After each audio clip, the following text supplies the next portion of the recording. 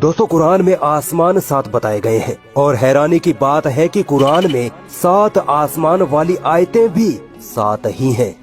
अल्लाह ने जहन्नुम के 7 दरवाजे बनाए हैं और हैरत की बात है कि कुरान में जहन्नुम लफ्ज 77 मर्तबा आया है, जो कि 7 का गुणा है। अमेजिंग। दोस्तों कुरान में पहली मर्तबा 7 लफ्ज यानी सबा सूरह बकरा की आयत नंबर 29 में आया है और आखिरी मर्तबा 7 लफ्ज का जिक्र सूरह अन-नबा की आयत नंबर 12 में आया है। अब यहाँ अपना दिमाग तेज रखना, क्योंकि अब आप और भी ज्यादा हैरान होने वाले हैं। पहली और आखिरी मर्तबा 7 लफ्ज जिन आयतों में आया है उनके बीच क्या खास है।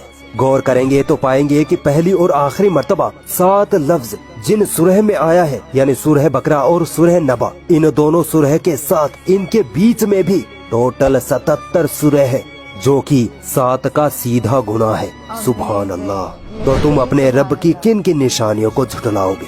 अभी आगे और देखिए। जिस आयत में 7 लफ्ज पहली मर्तबा जिक्र हुआ, उस आयत से आखिरी मर्तबा 7 लफ्ज का जिक्र वाली आयत तक टोटल 5649 आयतें हैं। अमेजिंगली ये नंबर भी 7 का गुणा है। 7 लफ्ज पहली बार सूरह बकरा में और आखिरी बार सूरह नबा में आया। अब आप गैस करिए कि इसमें अल्लाह की क्या कुदरत छुपी है। आप अगर गौर करो तो सूरह बकरा से सूरह नबा तक कुल 5705 आयतें हैं, जो सीधा 7 का गुणा है। पहली मर्तबा जिस आयत में 7 लफ्ज का जिक्र आया, उससे पहले टोटल 35 आयतें हैं, 7 सूरह फातिहा की और 28 सूरह बकरा की। ये 35 नंबर भी 7 का गुणा है। और आखिरी मर्तबा जिस आयत में 7 लफ्ज का जिक्र आया यानी सूरह नबा की आयत नंबर 12 है। इस आयत से पहले कुरान में 5684 आयतें पढ़ती हैं। हैरानी की बात है कि ये नंबर भी 7 का मल्टीप्लाई है। क्या अब भी लोग यही कहेंगे कि ये सिर्फ कोइंसिडेंस है? तो फिर आओ और सुनो।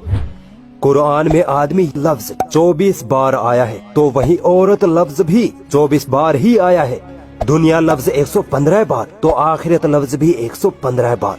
88 मर्तबा फरिश्ता लफ्ज, तो जनाब 88 मर्तबा ही शैतान लफ्ज का इस्तेमाल हुआ है।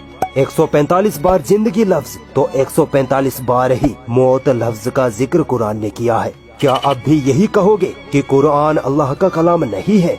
हदीसों के मुताबिक ज़कात देने से मालो दौलत में बरकत होती है, यानी ज़कात और बरकत लफ्ज का एक दूसरे से कनेक्शन है। अब देखिए कुरान में ज़कात लफ्ज 32 बार आया है, तो वहीं बरकत लफ्ज भी 32 बार ही आया है। इबलीस जो सारे शैतानों का सरदार है, कुरान में इबलीस लफ्ज 11 बार आया है। हैरानी की बात है कि कुरान में इबलीस से पनाह मांगने का जिक्र भी 11 बार ही हुआ है। दोस्तों हम पर जब कोई मुसीबत आती है और जब अल्लाह ताला उस मुसीबत को हम पर से टाल देता है, तो हम अल्लाह का शुक्र अदा करते हैं, है ना? अब देखिए कुरान में मुसीबत लफ्ज 75 मर्तबा आया है, तो शुक्र लफ्ज भी 75 मर्तबा ही जिक्र हुआ है। क्या कोई इंसान इतनी बड़ी किताब में इतने अमेजिंग न्यूमेरिकल कैलकुलेशन कर सकता है, वो भी 1400 साल पहले? अगर अब भी कोई डाउट है तो आओ और आगे ले चलता हूँ। एक साल में कितने महीने होते हैं? 12। और 12 महीनों में दिन कितने होते हैं? 365। ठीक है, अब आइए कुरान मजीद की तरफ। कुरान में महीने लफ्ज का जिक्र एग्जैक्ट 12 बार आया है और दिन लफ्ज का जिक्र एग्जैक्ट 365 बार आया है। जितने महीने उतनी बार जिक्र, जितने दिन उतनी बार जिक्र। अल्लाह की इस गणितीय कुदरत में एक साइंटिफिक फैक्ट भी छुपा है। साइंस कहती है कि ये 12 महीने और महीनों में 365 दिन का होना दरअसल धरती का सूरज के गिर्द चक्कर लगाने से होता है। यानी धरती सूरज का एक चक्कर लगाने में 12 महीने या 365 दिन लेती है।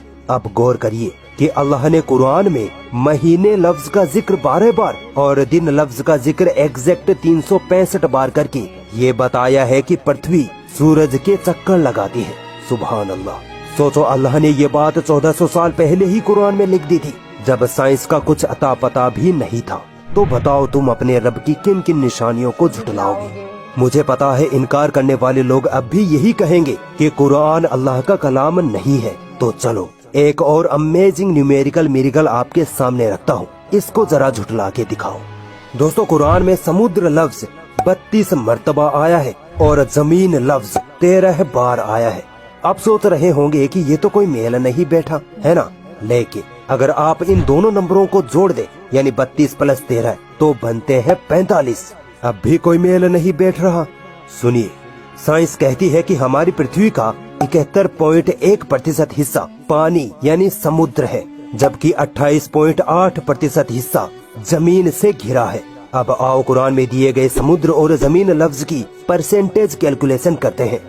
दोनों नंबरों को जोड़ने पर बनते हैं 45। ठीक है, समुद्र का प्रतिशत निकालते हैं।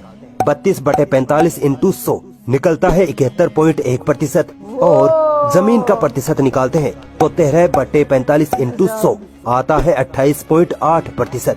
ये दोनों एग्जैक्ट वही प्रतिशत है जो आज हमें साइंस समुद्र और जमीन के बारे में बताती है। अल्लाहु अकबर। तो क्या अब भी कोई है जो अल्लाह की इस गणितीय कुदरत को झुठला दे? नहीं झुठला सकता। अगर कोई डाउट लगता है तो कुरान में ये सब चेक कर सकते हो। पूरी दुनिया इस कुरान में गलतियां ढूंढने में लगी पड़ी है, मगर आज तक एक जर्रा बराबर भी गलती इस कुरान में नहीं ढूंढ पाई, क्योंकि ये किताब उस वाहदहू ला शरीक की तरफ से है जिसने इस दुनिया को थाम रखा है, जिसने इंसानों, जिन्नों, जानवरों, पहाड़ों, समुद्रों, हवाओं सबको पैदा किया। वही हर शह को कंट्रोल करने वाला है। वही जिसकी तरफ हमें लौट कर जाना है, वही अल्लाह है।